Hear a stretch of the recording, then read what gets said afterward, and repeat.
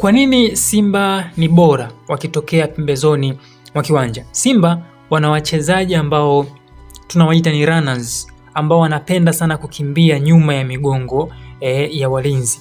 Tazama, hawa ni walinzi wa Coastal Union, lakini pia ukitazama hapa ni kama wametengeneza pembe tatu. Nataka nikuonyeshe runner, mchezaji ambaye anapenda kukimbia nyuma ya migongo, au mchezaji ambaye anapenda kufanya mikimbio zaidi. Mpira uko hapo, mtazame Libase.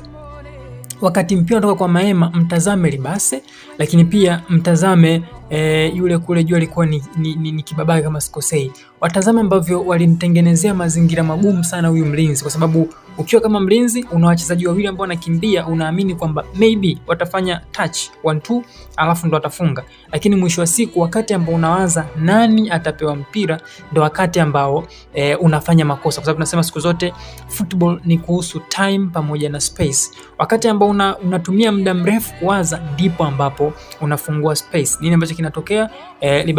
Libase akaenda kuandika goli la kwanza la Simba Sport Club. Goli la pili la Simba tena. Tazama hii movement. Ni mambo mengi kidogo ambayo nazungumza leo, lakini tutajibu kufupisha kwa ufupi. Tazama hii movement.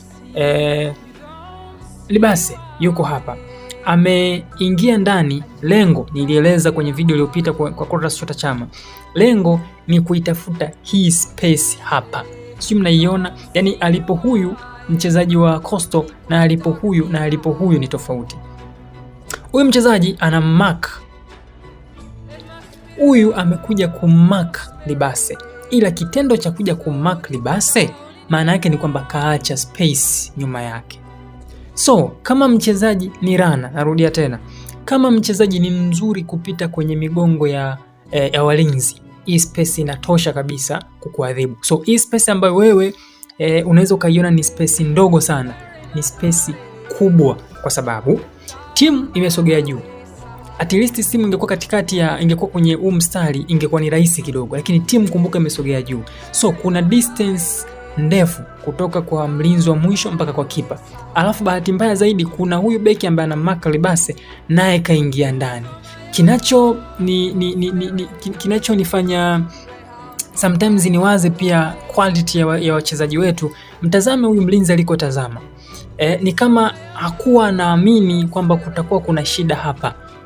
Ndio maana hata wakati anaondoka huyu ilimuia ngumu sana kumuini Libase 1v1. So hii ndio rana, kakimbia na mpira. Kaenda. Yule mlinzi ndio anawasili sasa hivi. Mchezaji